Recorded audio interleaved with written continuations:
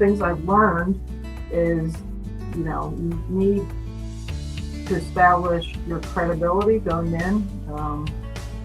If you don't, especially for brand new, certainly brand new collection, that's very tricky.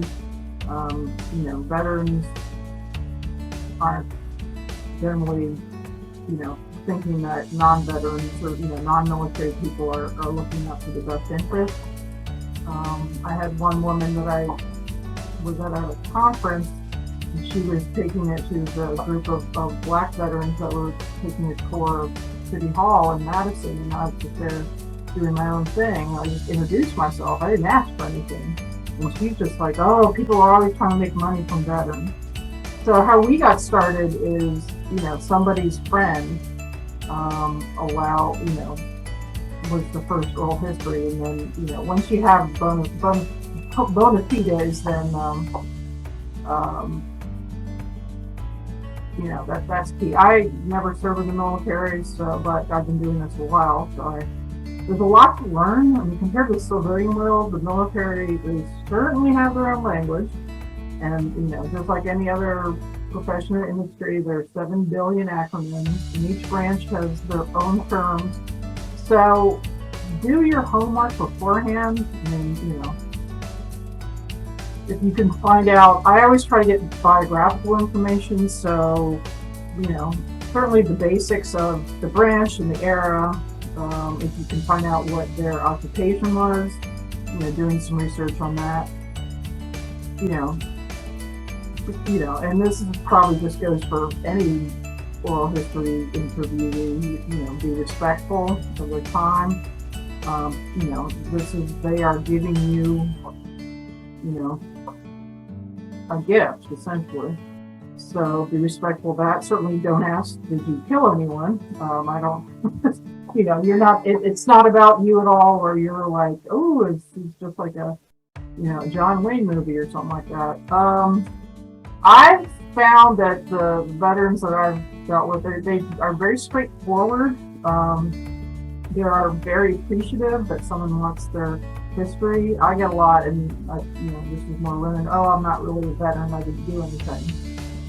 And that's not what history is. There's very few veterans, men or women, that did basically planted the flag at Iwo Jima. Where we're Navy SEAL team, but trying to convince them for that. They've never asked me for money. Try to sell me their materials, which I know, that I don't know how common, but that certainly is something that happens with other archives. So besides that, you need to also, I find when I'm hiring interviewers, if the person is a veteran, that really is a very added plus. Or if they have, military affiliation, family members in the military, spouses in the military, or if they've, done work, volunteering. So, there's definitely a trust issue with that. And then I also find expect trauma to come up during oral history interviews. So, from everything from, seeing, their colleagues get killed to, with women, there's a lot, and also with men, but they're not going to talk about military sexual trauma. With more recent veterans, there's a lot of post-traumatic stress.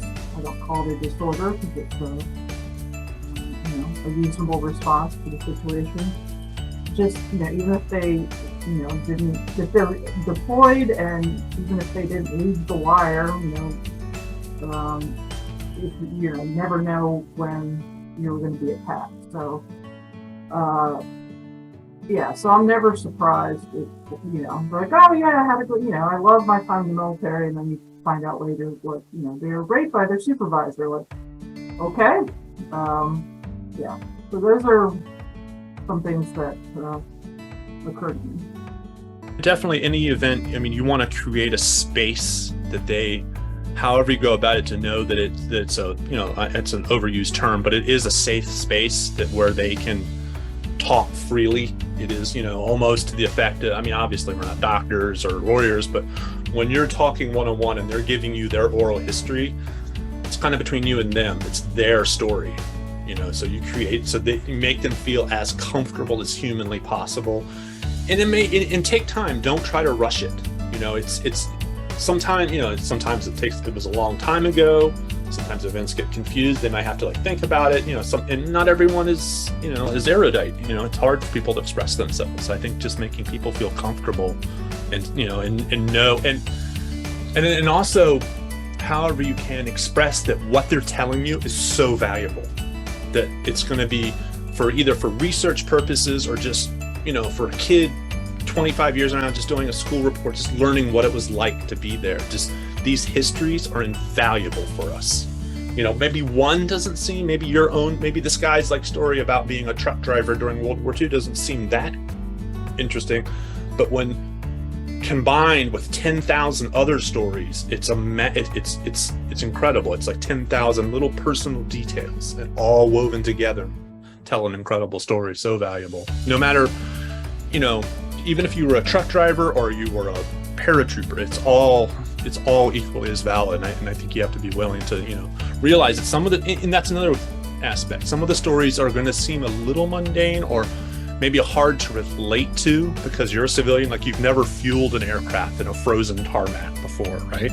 So you don't know what that's like. So you don't know why that might be a hell of a story, but you're open to it. Just take the story in, you know, leave your judgments at the door and just make them feel safe and encourage them and thank them, you know, say, thank you so much, you know, for telling your story, even if it seems mundane to them or to you, you just don't understand, because it is valuable regardless.